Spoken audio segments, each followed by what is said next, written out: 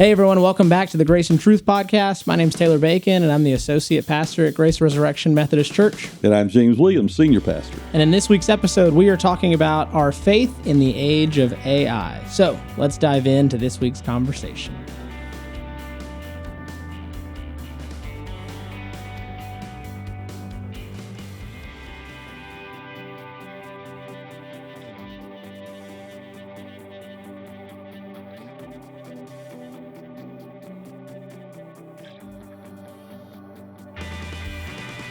Well, this is one that I've been wanting to do for a while. I love the intersection of the church and our faith in a lot of things, but I especially love the integration of our church and technology. Yes. And believe it or not, our church is pretty heavy in the AI space.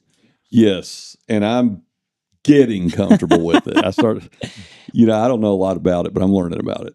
Yeah, well, the conversation we were having before we pressed record, I mean, it's something that's been around for a long time. It's just in the way that we have it now, it's pretty expansive. And like everything, it can be used for really sinister things, and it can be used for really great things. Yeah, and so here's kind of the moment that I want to identify, and that's that AI and AI chatbots and generative tools are being used as like a daily layer of life. Like a lot of people, and Google searches have AI integrated into it, which has been a really cool feature over the past few years, to where you Google something and it just gives you top results, and it just talks to you like, here's kind of what you're looking for. I do not scroll for links anymore. If I want to click for a link, I just click that top section, right? And so we're all familiar with that. But now there's the shift. Here's the thing. I also have been told, because at first I thought, okay, if it says it up here at the top, then it's absolutely correct. I don't need to be looking yeah. Which I found out is not true necessarily. Yeah. It doesn't always give you correct information. Well, yeah, that's because, and like just as a side, like at the bottom of every AI chatbot, it says AI can make mistakes. Check accordingly. And so, but it's a daily use, and so now people are even going from Google searches to just straight into their AI chatbot of choice and saying, "What do you think about this? What is this? What is that?" So, I mean, it's as prominent as with the .com bubble and everything like that. Sure. So it's not a novelty really anymore. And so, I mean, teenagers are forming ongoing relationships with AI companions. That's becoming prevalent. And these trends, where does the church intersect with that? So I want to start, this is kind of the three-form, picture that I want the conversation to take, is that we are made in a person's image, not a machine's. That's right. The tools we use shape the user, and that we're really seeking wisdom, not just access, and AI cannot provide that wisdom. So let's start with being made in a person's image, not in a machine's. So a lot of people are starting to use AI to, almost as like life coaches. Hey, tell me how to do this. Tell me how to do that. Where's the line for you? Where should you stop taking, should you take advice from AI? Should you, what's, as a pastor, what's the line for you? I don't know. I really haven't used it at the level that most of you younger guys have, I think. So I don't know that I have parameters, because I haven't gone that deeply. I probably will, though. There's a really good book that I bought. I haven't read yet, but it's from the same publisher that published my book, Invite Press, and you can find it on there. It's called AI in the Church. Oh, yeah, Jason Moore? Yeah, Jason Moore. I know Jason, yeah. Okay, so I bought it, but I haven't started reading it yet. But great book. What I've heard is it's really great and really kind of addresses some of the moral issues around it too, which I think is good. So I don't know what the line is, other than I think you have to have integrity. And if AI tells you something, especially if you're going to speak it publicly or write about it publicly, you just have to do due diligence and make sure that you check and recheck those things. Absolutely. Although, from what I understand, and you guys have said this, that it's getting better and better and better. So I don't know. As far as it's like weird not being able to tell that it's been generated by AI, yes. But even you've run into instances where you run it through a checker and it's obvious that... See, that's interesting because my daughter is real into all this stuff, and she could tell you anything you want to know about it. And she's been talking to me about it. And so she was running something that I wrote, a blog, and it said 70% AI, which wasn't true. Yeah. But then I found out that when I send my blog to our people who publish it for us, or people who work for us here, they run a checker to check my grammar Yes, and just a straight, all that stuff. yeah, And through so, Grammarly, which is an AI tool, technically. right. And so if what I didn't understand is, so if you use that corrected document, it's going to say it's got AI in it. Yeah. The other thing is, and Mary Grace was telling me this too, she said, you can always tell if there are these, she said they're called M dashes. You know what I'm talking about? Like that. Well, I've always used dashes when I write. It's just kind of what I do. It's a style for me. But she said a lot of times that flags. So I'm learning all this stuff, but I have no idea what it all means. Yeah. I'm a little afraid of it, Taylor, but at the same time, I'm intrigued by it. So absolutely. Yeah. Which any new technology, I mean, but again, like when it comes to like this burst of new technology, your generation's been through this before. Yes. Like when the internet came around. So let's tangent for a second. What are the differences and what are the similarities? So when the internet came around and everyone freaked out, and the church probably had the same conversation. Yeah. So compare those two conversations and how this one might be different, but how also it's just the same thing over and over Let again. me use, because this is an example I used with the internet when we first started seeing it. So I was 26, 27 when the internet started getting popular. I was in seminary, and I remember going to the library, and you had to sign up to use it at a certain time, and you could only use it for 15 or 20 minutes. And then when you logged on, it made that awful noise. Yeah, and they had they had like one or two computers in Asbury's library, and that you could use it. So what I used to say to people is, all right, here's the thing. People went crazy about pornography on the internet back then. Oh, yeah. Oh, you got pornography, you got all these terrible things. And what I said when people would have that conversation is, we've always had access to pornography. It just made it more quickly accessed. Yeah, more immediate. Yeah. And you also can do it in a very private, anonymous way, which is also dangerous because it probably kept some people from not doing it like they would have done it because you would have gotten caught because you had to go buy it or something or whatever. So decisions, and I'm speaking strictly from a Christian standpoint, decisions that we make as Christians, that has not changed. The internet didn't change it. AI is not going to change it. The human brain and the soul has to make a decision about whether or not it's going to have integrity. That hasn't changed. The way we access, the speed at which we access information, that we access good things or bad things, that's changed. And the fact is, you can't stop it. It's going to get faster and faster. It's going to, at some point, be maybe, and this is going to sound spooky and weird, but I'm more and more convinced of this, it's going to be somehow implanted in some way in our bodies that we can use this stuff without even having an outside machine, which is really scary. They're already talking about what they can put something in your brain to do these things. It's insanity at one level. Scientists would say, nah, it's not insanity, it's technology. It's going to be helpful. But the one thing that'll never change is the human spirit is still going to have a sin nature, and you're still going to have to make a choice between what God would have us do and what our sin nature would have us do.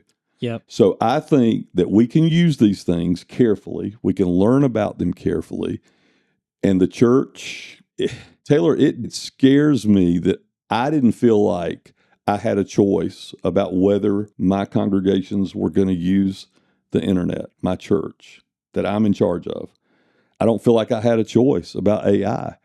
It's just what it is. And so what we have to do is, instead of fight it, because that's futile, we learn to use it for a good purpose. And now probably some people would say that's compromising. I don't think so. I've thought about this a lot over the years. I think had Jesus had the tools to get his message out like we do in this day and age, he would have used them. I mean, he stood in the middle of a field. He knew the best places to speak where his voice would carry the best. You go to Jerusalem, they'll take you to the places where Jesus preached, like the Sermon on the Mount, all that stuff. It's like, has the best acoustics, natural acoustics that you can find. So I think Jesus would have used that stuff. But I also think that it can be really dangerous in the hands of someone who doesn't know Christ. Yeah. So that's just kind of where I am. Well, yeah, and I think that's all my opinion. That's all my opinion. Yeah, and there was something you said a couple minutes ago that I think hits right on our first point, and that's that at the end of it all, we are still human beings. Yes. We are still made in God's image, regardless of the technology that we're using. And that's the biggest thing I've heard about AI is like, hey, it's a tool. It's a tool. Just Yes. use it as a tool. Don't use it as something that forms your identity. You know, Seth said before we started recording, it's just 0 and 1s, which is the binary code for all computers. Like it's just a more advanced computer. And so, but with that. But here's the thing. Tell me if I'm wrong about this, because again, I'm learning. So the more you use AI, though, it does become more like you. It begins to think like you, and it begins to speak like you, correct? Only if you give it the knowledge base to do that. Like, and this is a whole long But just tangent. by asking questions, I mean, by asking questions, right? yes. Like certain AI models have memory that it remembers your questions, but it's programmed to talk the same regardless of the questions you're asking. It's just going to start using that context to feed you answers. Okay. And some of them act like social media algorithms where they just keep baiting you and saying, well, how about we do this now? How about we do this now? And then you are just in a rabbit hole where then you hit a paywall and you have to pay for it. But I haven't gone that far. I mean, some models, if you give them the right context, if you give them a file that says, here is my voice, like for us, right? So like for your blog, you could put a file into an AI model and say, here's every blog I've ever written. Make sure that my voice stays consistent throughout. And if I ever ask you to write anything for me, that it's said in this voice. So you just gave it a lot of context. That's amazing to me. But without it wouldn't be able to do that. And it would do all the things your daughter talked about with the classic AI stuff. But so if it's a tool, tools shape the tool user. And the point I want to make here is that technology is never really neutral. It kind of forms whoever is using it. Sure. You know, Dallas Willard, John Mark Comer, John Ortberg, that kind of lineage of people, thinkers, Christian thinkers, they all say that it's not whether or not you're being formed, it's what you're being formed by. That's good. Yeah. So the question is, there's an AI optimized life or technologically optimized life. So we're letting technology like the internet and social media and AI optimize our life. Or are we letting the Spirit form our life? That's good. Yeah. So I think that's the really important distinction to make, because once we start letting artificial intelligence tell us how to think, I think that's when we've run into an issue. All right. So this is something I think would be helpful to people who are listening, because you not only are you really knowledgeable about this stuff and you study this stuff and you understand it, but you're also really good at the kind of parameters and decisions that you make about it. So what are some ways people can do that? If they're going to use AI, what are some lines in the sand for Christians, you think?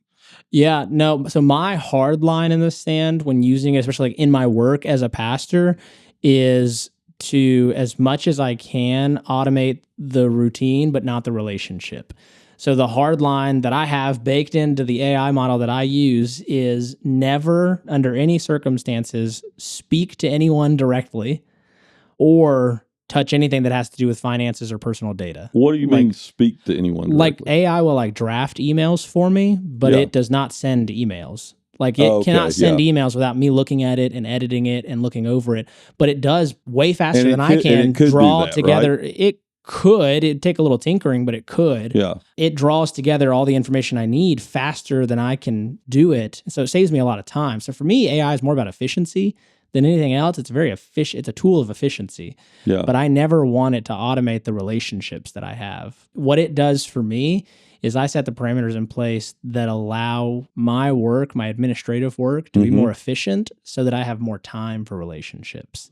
So I will tell you how it's been a stress reliever for me, AI, because now this happens to me at least once every couple of weeks, sometimes more. I'll make a phone call to some service or customer service place, and they'll say, "Hi, I'm Sally, and I'm so-and-so's AI assistant, and I can have this conversation with you." And it sounds like you're talking to somebody. Yeah. I'm always really rude to Sally. Poor Sally. Because, see, as a pastor, I have to be on my P's and Q's all the time with a real person.